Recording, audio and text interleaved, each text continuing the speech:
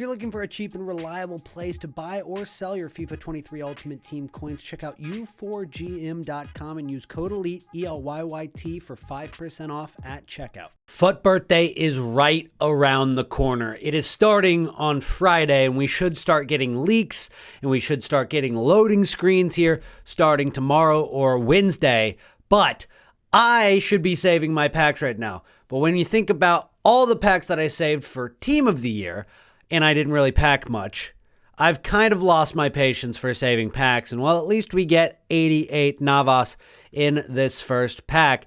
But here's the reason we should be saving packs right now, and it's because FUT Birthday always has content galore. It is so many new cards. It is so many cards that might be in the game as a year in review, maybe a re-release of some cards, and SBCs come very often. It's a promo that kind of tries to drain your club before Team of the Season, which is going to start sometime in mid-April, but it also helps bridge the gap between Team of the Year and Team of the Season because, in my opinion, we've been going through one of the more dead periods of FIFA Ultimate Team. I think every year between February and March, even into April, I lose a lot of focus and momentum and just motivation to get onto the game. And let me know in the comments if you guys feel the same way.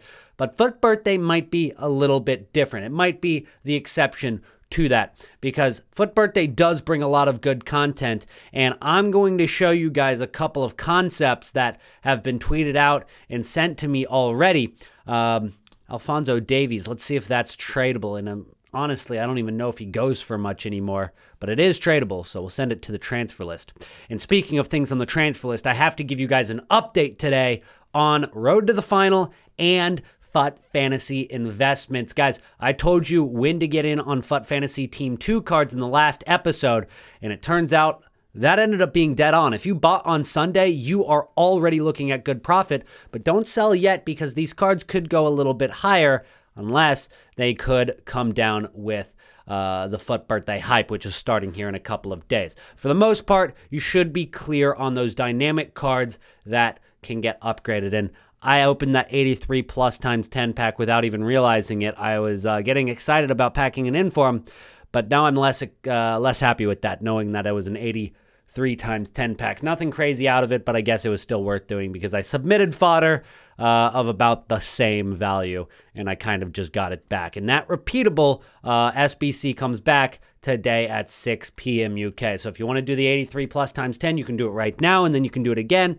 at 6 p.m. UK time. So let's go ahead and start off with the concepts for FUT Birthday. The first one comes to us from G is a Legend. He is one of the veterans of this community. If you haven't followed him on Twitter yet, do so. He tweets out stuff like this, and yeah, it is a little bit tough to read, especially if you guys are watching on your phone. That's a lot of cards, and I'm not going to go through each one of them and say, oh, okay, yeah, we got Team of the Year, honorable mention Bremer, and then out of position Salah, out of position Cancelo, and go through all of them. You get the point. And the concept here is that it's going to be a FUT Birthday 86 plus mixed campaign player pick, which would most likely come as an SBC in which you could choose one of 3 or one of 4, one of 5 of these players. It's very likely that we see something like this, whether it's the exact thing or not. And then you also have here the FUT Birthday Year in Review player pick, where you can get any of the players that you guys see on your screen here. So 2 different kind of player picks, both likely to come to SBCs, but it also opens up the idea that a lot of these cards that we see could get re-released during the FUT Birthday promo. We already saw a re-release a couple of weeks ago, but I think that it could come back here, and then they're probably going to do another re-release at the end of Team of the Season, maybe towards Futties or Summer Heat, whatever they end up calling it. But this could be a good opportunity for them to bring back a couple of the re-release cards and put them in packs to try to get some hype around the game right now. Things are getting interesting in the pack code, though. We've got a Prime Gaming pack. We've seen that before, and it's not going to be too much different than what we've already seen month after month after month.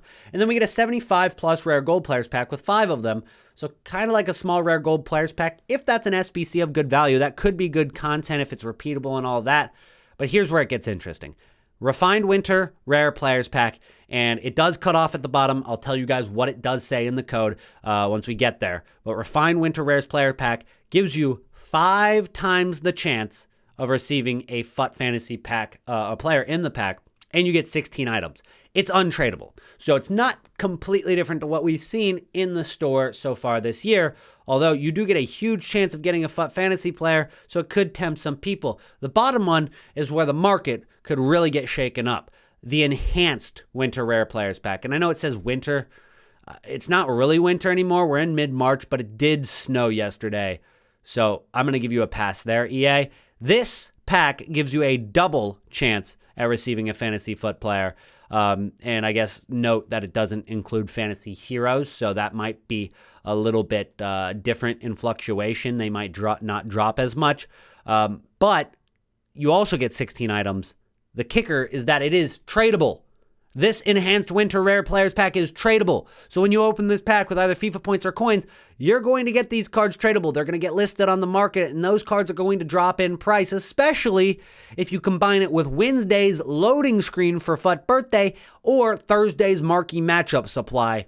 This is why the market could be taking a tumble here in the next couple of days. So I wouldn't buy on the healthy market of Tuesday. I would wait until Wednesday or Thursday to pick up some of these cards. Now, don't panic buy and don't panic sell. If you've already invested and you got in at a good time, I don't think these cards are going to drop a ton more than 5%, maybe 10%, because they're still in demand. They still have the potential of getting upgraded, and there's a lot of people, including myself, who missed that first window, even though I know I said to buy on Sunday and I didn't do it. I was working, okay? But I digress. There's another opportunity to get in on Wednesday or Thursday, and I would wait until then to pick up your cards if you haven't yet. So that is my take on these new packs. Next, we're going to go ahead and talk about the current cards we have in our transfer list and in your transfer list as well, because I would hope that you have at least some road to the final cards. And if you guys were online over the weekend, which I wasn't, I was working all weekend, couldn't really even get on FIFA at all, and it's still a decent time to buy some of these Team 2 FUT Fantasy cards, but what I would suggest is maybe wait until we see a loading screen on Wednesday or hype on Thursday for FUT Birthday, because these cards, while they will go up out of packs, could take a small little dip, give you an opportunity to get back in on them, but Barella plays today. So if you have any of the players that play in today's Champions League fixtures, like Inter Milan and Barella, who we ended up getting for 365, 345, 347, 368, and 360, his cards are now up to 420,000 coins. And if we take a look here on FUTBin, we can look at his exact graph. We can see exactly when we bought the card and now that we should sell, because we don't want to hold this card into the match. If they end up losing this game, similar to how Dortmund lost the second leg against Chelsea 2-0, if they lose this game 2-0 in a very similar fashion, this card's going to drop like Daniel Malin, who went from 120,000 coins to 20,000 coins. This card would go from 417,000 coins to probably around 100K. It's not worth the risk. Even though Inter Milan are favorites to go through, in my opinion, he won't rise a ton more if they end up winning and moving on to the round of 8 in comparison to how much he will drop if they lose. So just to keep that in mind. But as you guys can see here, we got in on this card around this day, early March, about a week and a half ago after they played the first leg, because as you guys can see from the daily graph, when they ended up playing that first leg on that Tuesday or Wednesday, they actually dropped in price afterwards. So it could be a similar situation this time around, where they rise into the hype of the game and maybe even rise after the game when they win, but don't hold on to that value, because all of those investors do not want to wait another 2 weeks for the next fixture and they sell. And it was a great opportunity to buy when we bought in here. He was an average of 358 for that day. We bought a couple for over 360, a little bit higher than what we should have. Bought a couple for 345 though, kind of evened out.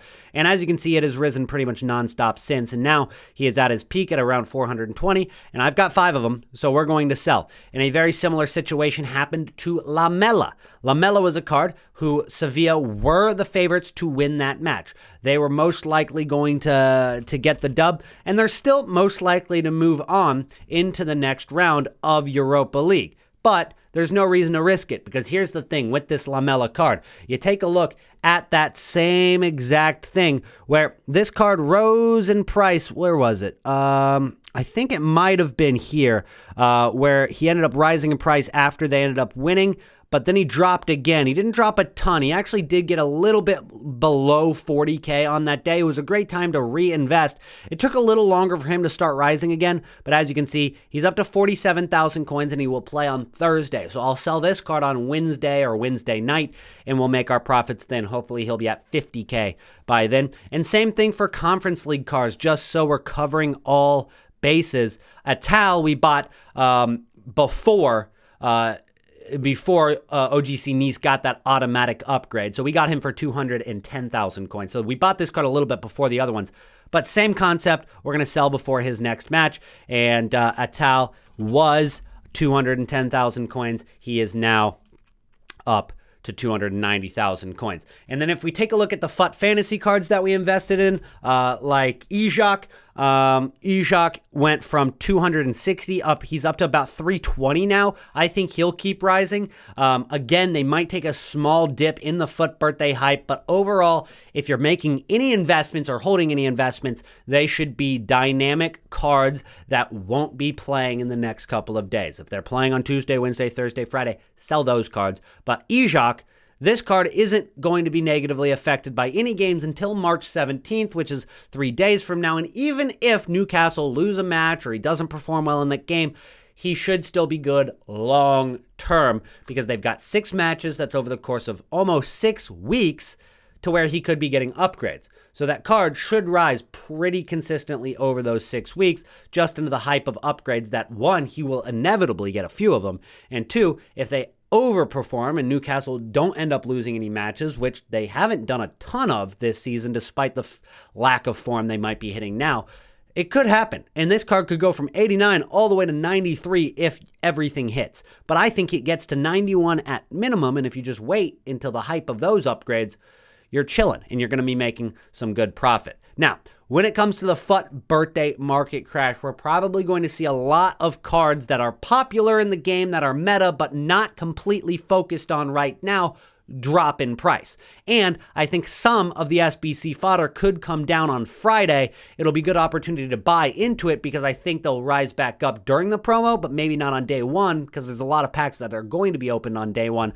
Not nearly as much as Team of the Year, Team of the Season, but definitely a good chunk of packs that will be saved and a good chunk of packs that will be opened over on the store. So Mbappe is one of those cards that I would keep an eye on. We obviously saw his Player of the Month drop, and it didn't significantly hurt his price, but now he is starting to come down a little bit more, and I don't know why it's not showing me his daily graph, but he's gone from about 850,000 coins to about 760,000 coins over the course of just the last week.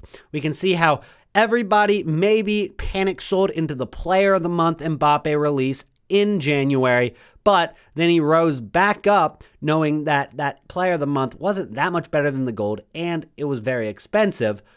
But over the course of the last few weeks, he's been dropping and dropping and dropping. I think that's going to continue until the release of FUT Birthday. So this kind of card is dropping in price, and we're getting to the point where, is this card going to be endgame? Is it going to stay over 200K come June? And in my opinion, it's going to be close. But I think that we're finally going to start seeing a steady decline on this Mbappe card. It's been the longest standing gold card. But if we take a look at what happened to Cristiano Ronaldo, the power curve eventually catches up to everybody. Every single gold card, the power curve will catch up to it. It has happened every single year since, I'd say, FIFA 16, maybe FIFA 15. Back in FIFA 14, we saw cards like Ronaldo, Messi, Robin even, especially Ribery, Zlatan, etc., those cards stayed over 1 million coins until the very last day of the year. They were still over 1 million coins, and I think Robin was a few 100,000 coins, but the other four, Zlatan, Ronaldo, Messi, and Ribery, were all over 1 million coins. It doesn't happen anymore. There's too many cards. There's too many upgrades on a certain card, and the gold cards eventually just fall out of the power curve. And I think Mbappe is probably going to see that very, very soon. So I think FUT Birthday is probably going to be the first hit. He's already dropping, and then once Team of the Season rolls around, it will be done for. And everybody's going to be looking to get Team of the Season cards or the highest version of Mbappe, maybe a Team of the Season Mbappe, etc. And of course, that's going to be expensive, but just the more cards that come out that look like them, more options, the lower that gold card is going to go. And of course, it stays in packs pretty much all year unless he's got an inform or a promo card in packs. So when it comes to all the popular players that are out right now, I would say that, again, a lot of these cards that you guys are asking about overall are good holds. Would I buy Upamecano right now for 744,000 coins? Yes and no. It is a good deal. It will be probably over 800K in a couple of weeks, maybe sooner, but will he come down on Wednesday or Thursday? It is likely he'll be a little bit cheaper because of the marquee matchups that come out on Thursday, because of the loading screen that comes out on Wednesday. All of that needs to be taken into account. So we're sitting here on Tuesday. Tuesday is one of the healthiest days that the market sees every single week, and we have to just kind of not panic buy because we are late to the investments. If you wanted to get into Upamecano, you needed to buy after the panic selling happened when his price range got updated. But I think that this card will rise pretty well.